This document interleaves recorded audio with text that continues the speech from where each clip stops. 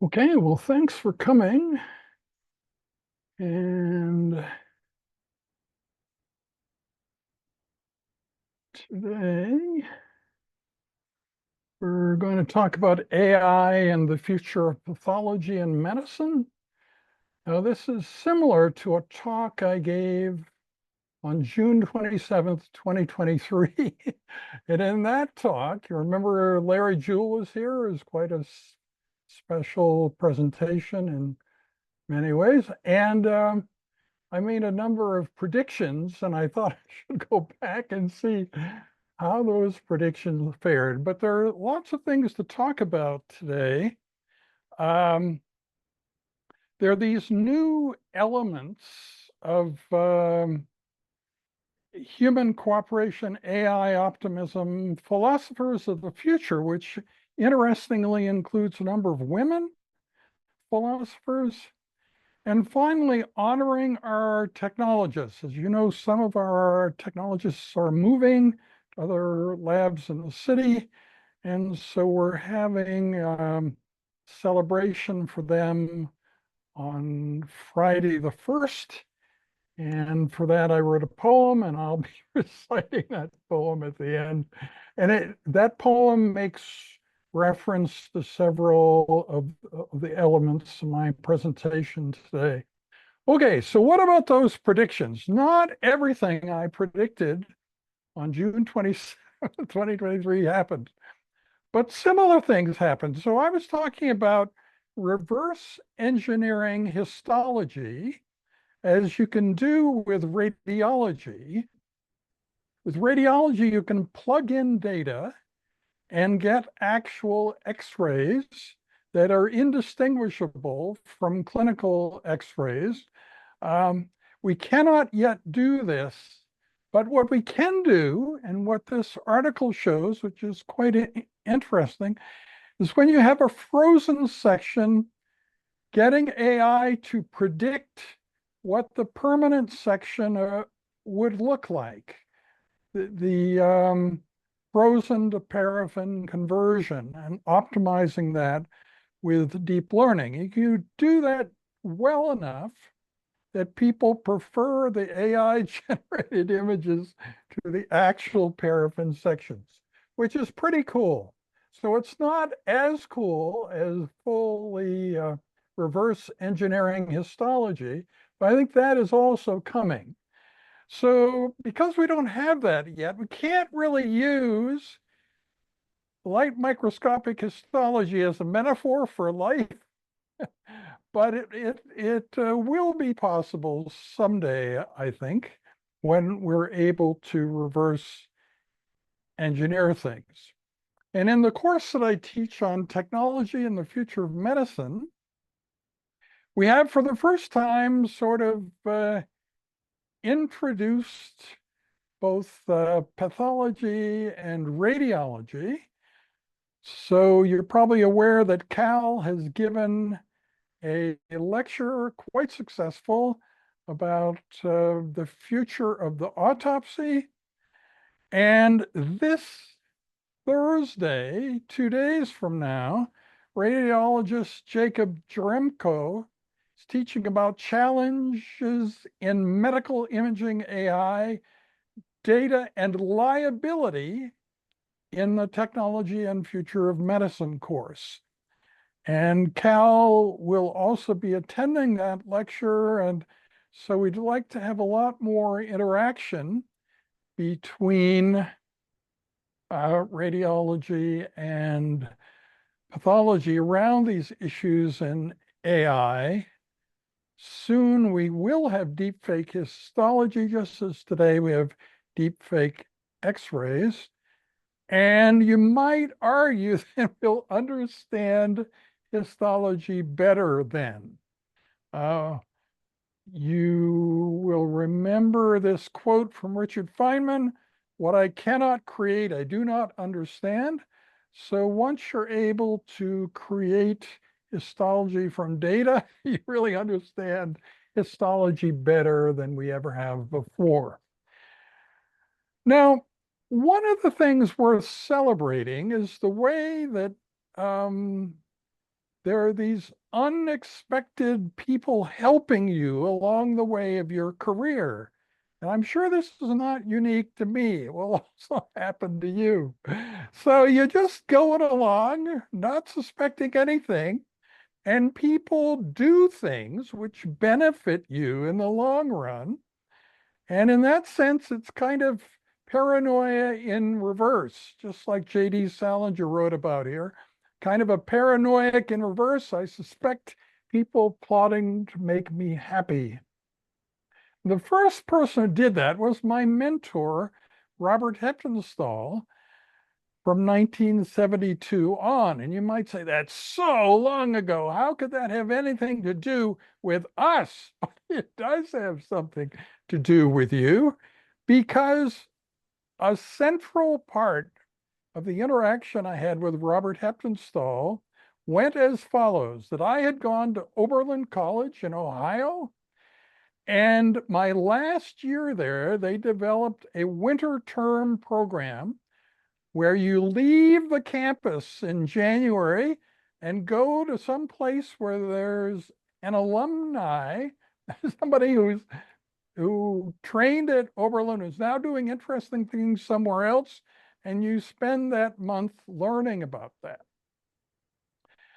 And so in my first year of training in pathology, I decided to take 5 Oberlin College students during January 1973 and teach them about medicine and life as Johns Hopkins was teaching me about pathology.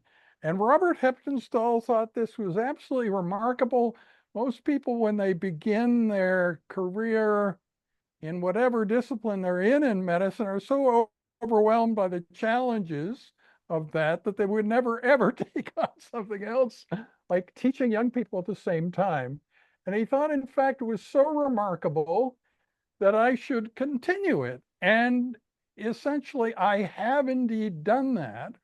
I've surrounded myself with these young people that I'm training all the time from January 1973 up to the present day. And as we'll talk about later, that seems to have had tangible benefits that you wouldn't necessarily think about in the beginning.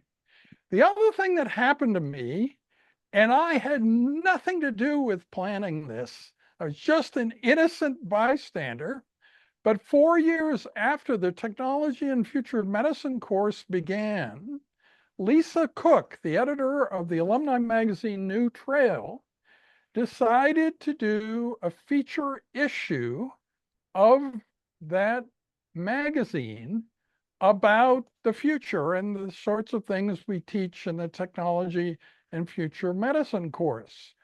She didn't ask me about it. She's a very powerful person working for the Central University. She didn't need my permission. She just went ahead and did it with a big budget and excellent people doing the writing and so on.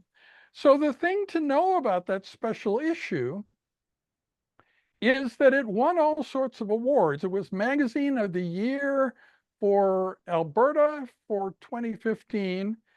And the text is so good that even though it was written 9 years ago, it sounds as if it was written yesterday. It's still very interesting. And it's much better than I ever could have done. Um, and, when you do something like that, the usual rule is that if you've interviewed somebody, you put the whole interview in one part of the thing and you don't intersperse it throughout. But you'll find that I'm sort of interspersed throughout the thing. And it's just, I have no idea really whose idea it was in the first place, but it's really cool that that happened. And I have sent you that issue as an attachment. The other thing that happened right before COVID, so on February 6, 2020, University of Montreal medical student Ching-Yin Wang visited here for her residency interviews, but she had no intention of doing presidency here. None whatsoever. She'd become fascinated with the Banff classification and the history of what I had been doing since its creation back in 1991. And she wanted to meet me. So all the time she was here, she kept searching for me, and she finally did meet me at the end of the day. And we were together for 45 minutes. It's the only time we've ever met face to face. But she's been basically working with me ever since. And she's a very talented artist, among other things. And she did this picture you probably know of me and my robotic dog. She's currently an internal medicine trainee at the University of Montreal, and we are still working together. The other person is Larry Jewell, who you heard from in great detail last time. When I was chair here, he was sort of my right-hand person and exceptionally helpful to me. He knew about all the things that I didn't know about when I was chair, and it just worked very, very well. And he's still an excellent resource. He had a conflict today and was unable to join us, but he's still a person helping me in my life. Sheila Morber-Katz, the discoverer of Legionnaire's disease, she became very famous from that, became the dean and the provost at Hahnemann and so on. And during the Clinton presidency, she was the head of alternative medicine office in the White House and had regular contact with Clinton. And when Clinton stepped down, I know this sounds fanciful, but it isn't. She sought me out and we started working together on futuristic stuff immediately after the Clinton presidency ended. And that resulted in this article, amongst others, which is my only publication in a law journal. It's a very interesting thing to do. This law journal had a call for proposals of articles in cyber medicine, and we gave them a proposal and was published there. But the other person who helped me during that period was Victor Tron, who was chair here then, and who really enabled me. It's probably a very dangerous thing to do to enable Kim Solez, but he suggested that we expand cyber nephrology to cyber medicine and companies encompassing all of medicine. That was his idea, and we did that, and it really went quite well. The final person I'm going to tell you about, which I also spoke about last time I did this, but there's a new nuance, is Gary Noyan. Now, back in 1993, we did this article together on international disaster relief following earthquakes. And as you may know, I ran the ISN Post-Earthquake Relief Task Force for about 7 years in the beginning. And you may wonder how I ended up doing that. So, and look at the author line here. Everybody else is a clinician except me. So why wasn't a clinician running this thing? Well, back then, the expectations of clinical faculty did not include international disaster relief. And in fact, that seemed to be the opposite of things that people growing in their careers in internal medicine specialists should be doing. So because of that, that was why I, as a laboratory physician, ended up running this thing. And it was a very interesting experience, which I was also doing when I was chair here. So when an earthquake would happen, I'd sort of set everything else aside and work the earthquake. Yeah. Now, you probably know that recently Gary Noyan and I this year have published an article on transplant kidney pathology. And one of the interesting things about that article is, just like this lecture last time, it makes some predictions about the coming of artificial general intelligence. And so in the article, you will read about David Shapiro's predicting that weak AGI is going to be here in September 2024. And it's really cool then that OpenAI's O1 model, which is the first PhD level AI, was indeed released on September 12th, 2024. And Sam Altman, the CEO of OpenAI, said it was the first step on the way to AGI. So that's pretty cool that we came so close in that prediction. But you're probably saying, well, but how does this affect pathology? And so what I wrote in the article, and you can see if this comes true, is that the quality of diagnosis will dramatically improve under AI influence, as will speed of diagnosis. Fewer cases will persist as mysteries. The cases reviewed by the pathologists will already have been 85 to 90% figured out by AI, requiring only the addition of a human nuance before it is signed out. And with further experience, the fraction of work done by AI will increase even further. And the other thing that's in that paper is the fact that organ shortage will be solved by transplantation, and then later by regenerative medicine and bioartificial organs. And that obviously gives an opportunity for new classifications. We'll need a new classification of xenotransplantation, and then regenerative medicine and bioartificial organs. All three of those will require new BAMF classifications. Now, one of the interesting, I talked about the Easter eggs in this area of finding unexpected positive things.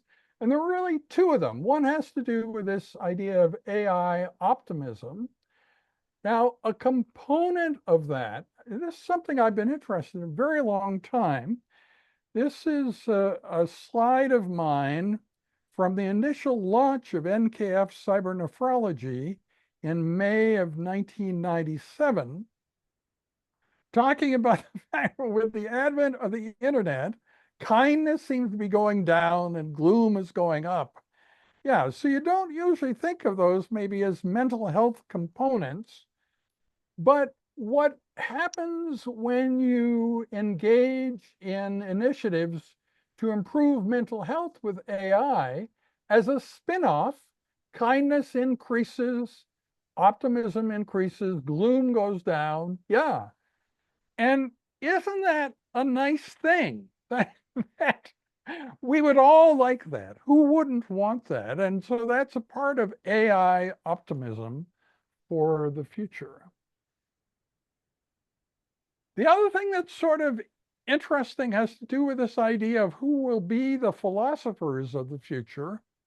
And this link, which I've also sent you, is quite interesting, because when somebody just asks you what philosophers can you name, you almost always name men, right?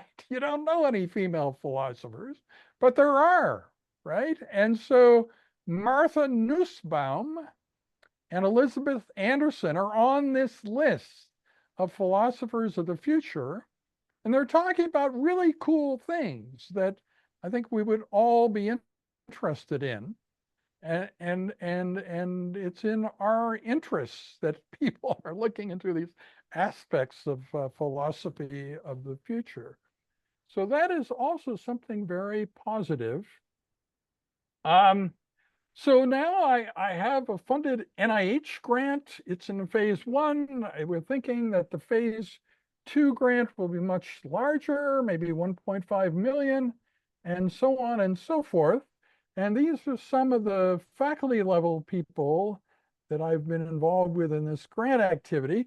But you're also aware of a lot of the young people and this idea that I've been surrounding myself with young people my whole career. And it seems to have, and I'm not going to go into detail, but I could if you wish, that you're probably aware that I seem healthier than I should be at age 78. And that's what I thought. I thought by 78, I'd have chronic pain, be on meds, joint stiffness, joint deformity, uh, decreased bone density, hypertension, decreased kidney function, and cataracts. Yeah, I don't have any of those things. So I think that comes from surrounding myself with young people the whole 52 years um, of my career. So in a sense, those of you listening have some culpability for this fact that I'm as healthy as I am. Yeah, it's your fault. Yep. And the other thing I've been a proponent of is having human artists still do art. We don't want all art done by AI. And these are some of the pictures that are in the Solez 2024 paper that were done by Ishita Mogi. And the technological singularity, when machines are smarter than we are, take over the future agenda of the world, and we can only understand what's going on if we merge with them in some way. The prediction of that had been 2045. And then Ray Kurzweil, the big thinker in this area, thought maybe 2035. And now people are talking about it as soon as 2026 and 2 years from now. So it is very interesting how quick things are moving. Um, Now, as some of you know, Lovejeet Bajwa and I have been involved in this initiative to have a standard, not only a visual, but also an auditory standard of when you're dealing with an entity, how do you know whether the entity is human, AI assisted by a human assisted by an AI? Well, our publication on this standard is about to come out. It's taken a long time, but it is coming. Yeah, so that's kind of cool. And you know that I work closely with Rich Sutton, who's so the highest ranking or best known AI person here. You wrote the book on reinforcement learning. And he has this idea, we're on the cusp of really understanding what intelligence is, what it is, and how it works, and we'll be able to create beings with far greater intelligence than current humans. And in his opinion, that's a good thing. Yeah. So finally, I wanted to end with this poem that I wrote. Um, yeah. So let's just see what I can do here. Yeah, I can move you guys so you're not in the way of the words. U of A, AP Histology Lab History.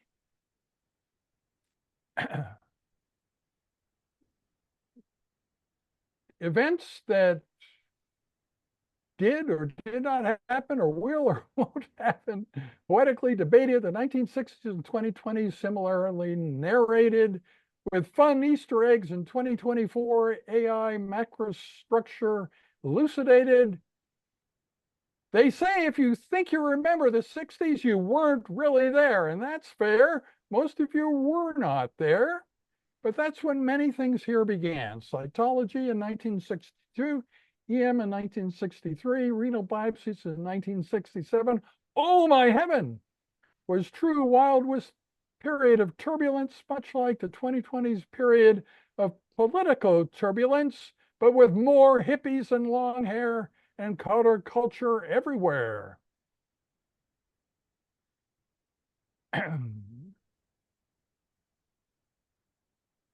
So, first kidney biopsy was taken on December 6, 1967.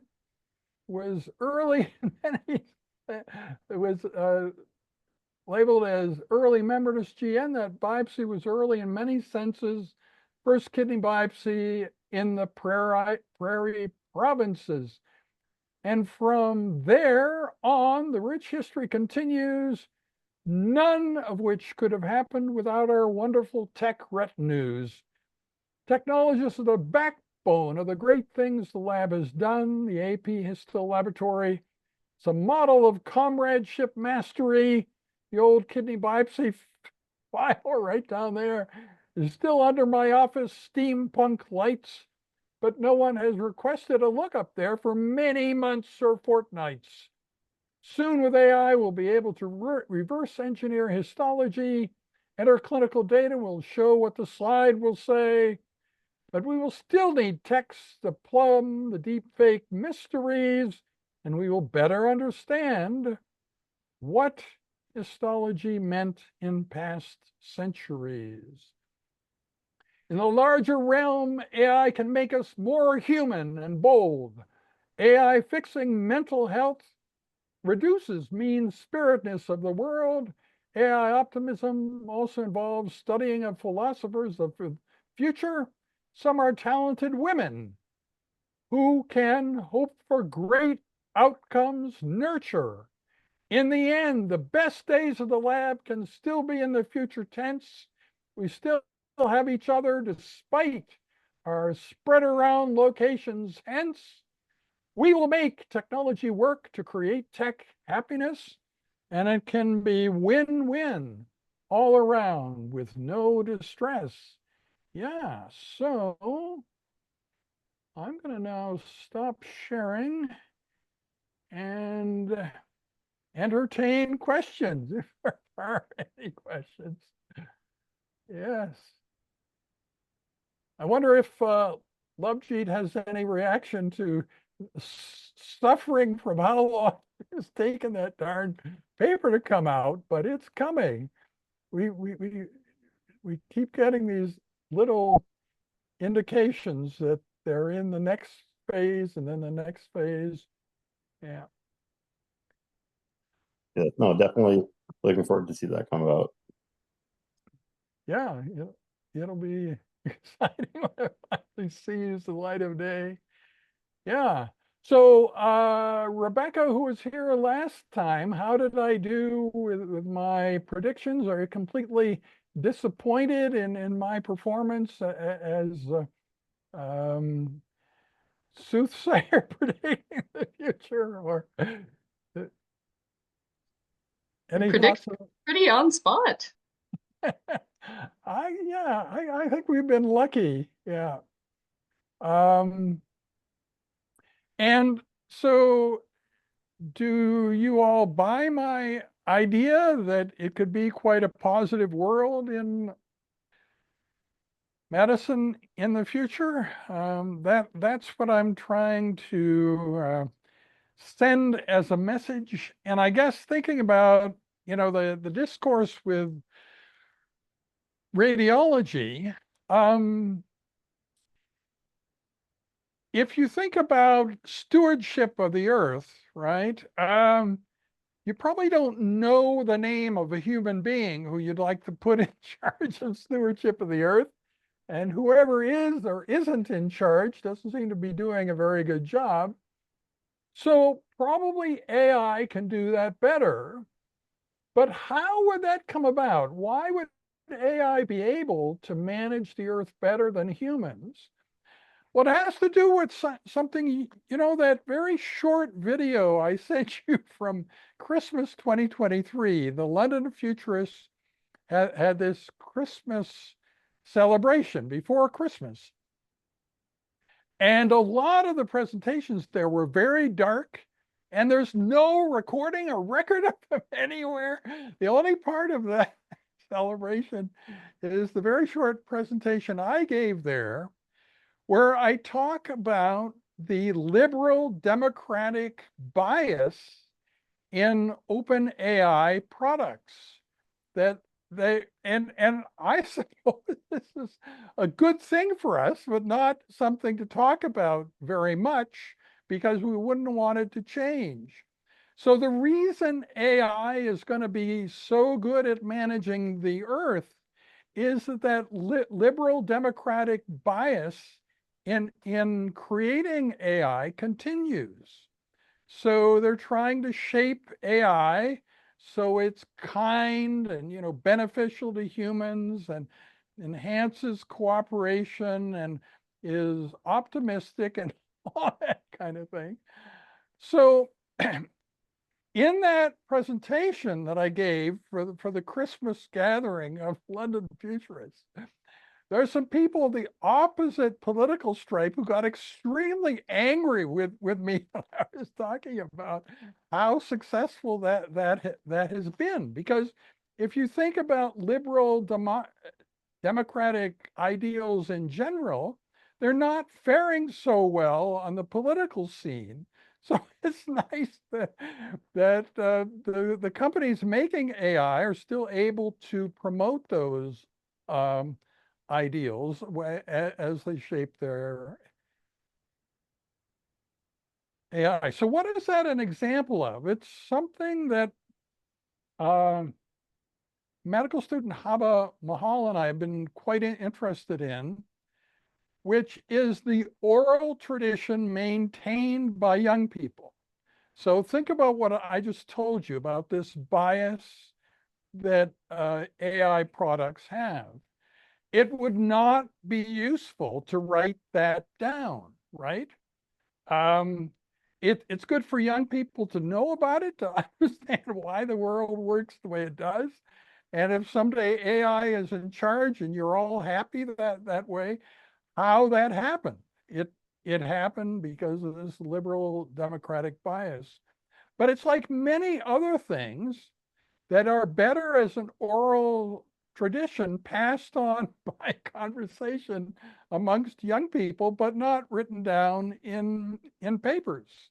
Another thing like that has to do with humor in kidney medicine. As some of you are aware, I was working on a paper about humor in kidney medicine, and we had absolute proof that there's less humor in kidney medicine than any other medical specialty. How would writing that down in a paper help anybody? It wouldn't. It would harm the field, right? So it's a good thing to know about and to realize that probably part of the reason for that is the organ shortage, where currently, if you look at transplantation worldwide, we're providing only 3% of the organs patients need. And so the other 97% of patients die waiting for an organ that never comes. Well, that's not very happy. And so that's probably the reasons that there's not more humor in renal medicine at the moment. And there are a lot of other things like that where I think you could say, well, why would young people be involved? Well, a lot of these things don't make the older people who are leading at the moment look very good, right? So you couldn't count on them to keep the ball rolling. Yeah, so that's the idea of this young people maintaining oral history. So what do you think of that idea as young people? Does that sound like a good thing to do, or had you heard of that before? Thought about that before? Do you think all the great truths in life need to be written down, or it's better if some of them aren't?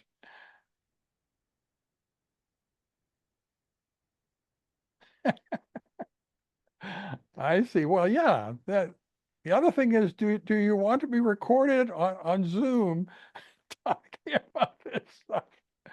Maybe not. But anyway, yeah, that's part of what we're working on. And I think if you want to follow it short term, if you're thinking, well, I wonder how things are going to go in the next few days, there's a lot of action happening. So this afternoon, the students in my course are each giving little talks about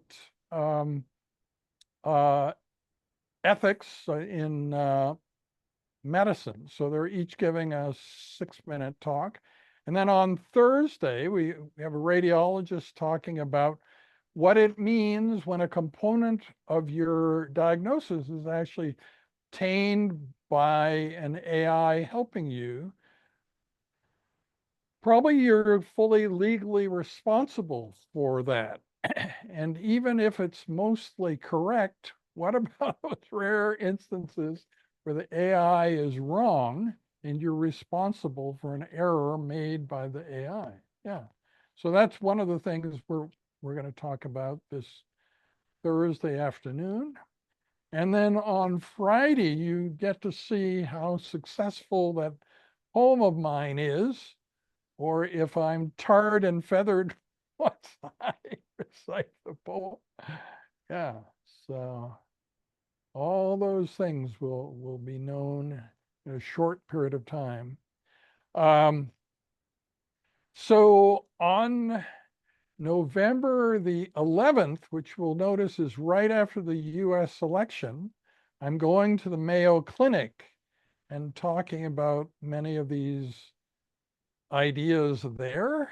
And we're also presenting them in New Delhi, India, before an audience of 4,000 in the World Congress of Nephrology on February the 7th, 2025. Yeah, so this is kind of a test run. Some of that other stuff. So any questions? Of course, we never know how many of these dark Zoom squares have actual sentient humans behind them, but I am impressed by the number of people who showed up for this. That's very nice. Any other comments or thoughts? I was gonna say, it's nice to get an opinion from the other side of the perspective on AI. I think, there's a lot of fear and trepidation around, AI eventually usurping us, taking our jobs, and we more so hear the negative side. So yeah, I guess a different perspective. And yeah, maybe something hopeful and collaborative is nice to hear. Sure. Well, I think about pacing yourself, right?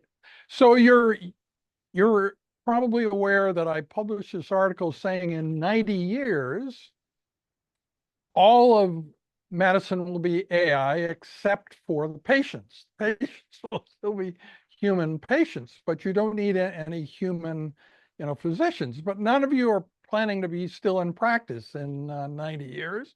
So that's no problem. What about during earlier times? Well, there's going to be a tremendous advantage to being somebody who can shape the future by having a positive vision for what medicine will look like in 2 years, 3 years, 5 years, 10 years, 15 years, and then proceed to help shape it to make it like what you're describing. That's all possible. And so leadership also, if you think about you and leadership, the fact is that the rules are changing. So if you think there's some barrier out there to you ever becoming a leader, you're probably wrong, because whatever barrier you're thinking of will no longer be there in the future. And people need to be adaptable, and there will be a need for new kinds of expertise that have not ever existed before.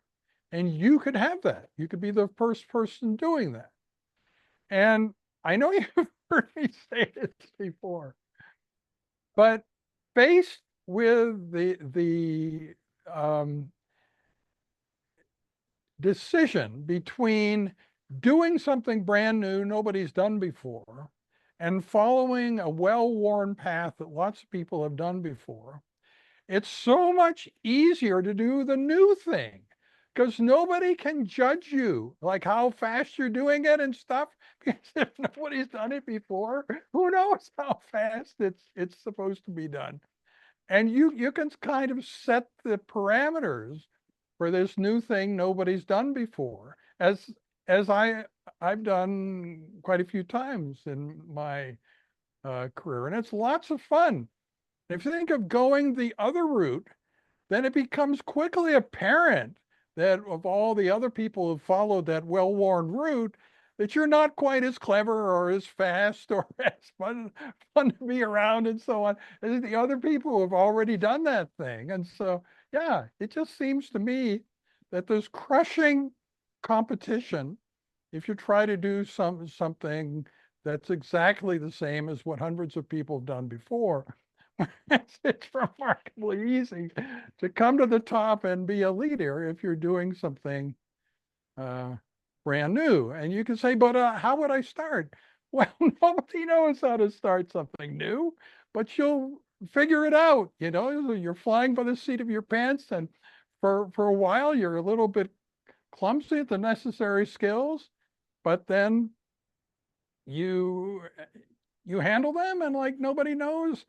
Think about me generating consensus. I've done a lot of that in my life. How was it when I first started to do it?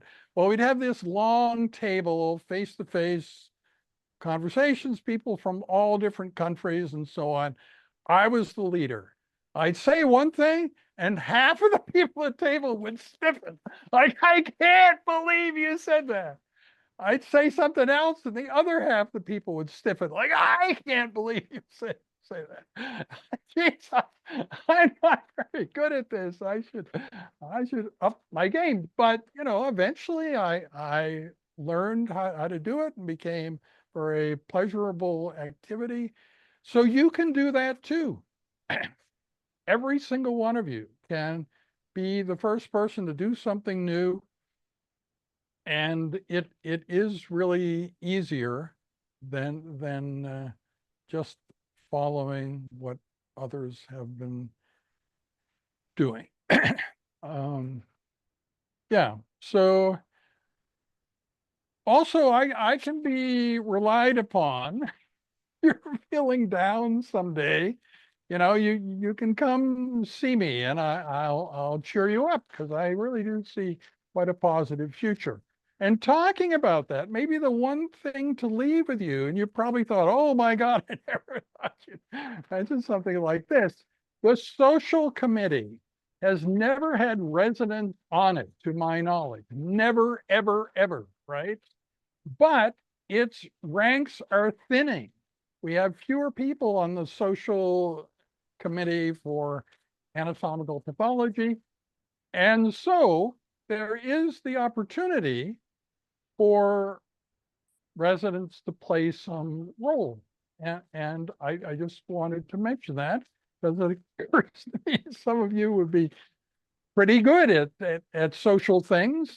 It's something that I enjoy doing, and we have a need for more people doing it. Yeah. So what we've decided to do in the short term is just do fewer social things and do fewer new things, and more things similar to what we've done in the past. But if some of you are socially inclined and have the bandwidth, or when you do in the future have the bandwidth, think about that, the possibility of residents helping us with social events here, right here, where you are right now. Yes, so that's also possible. But I'm thinking you would benefit from having 15 minutes of free time before the next session begins, eh?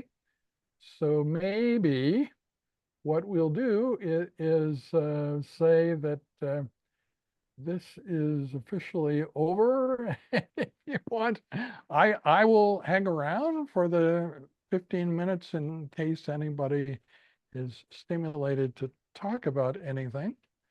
But I think yeah, what do you think?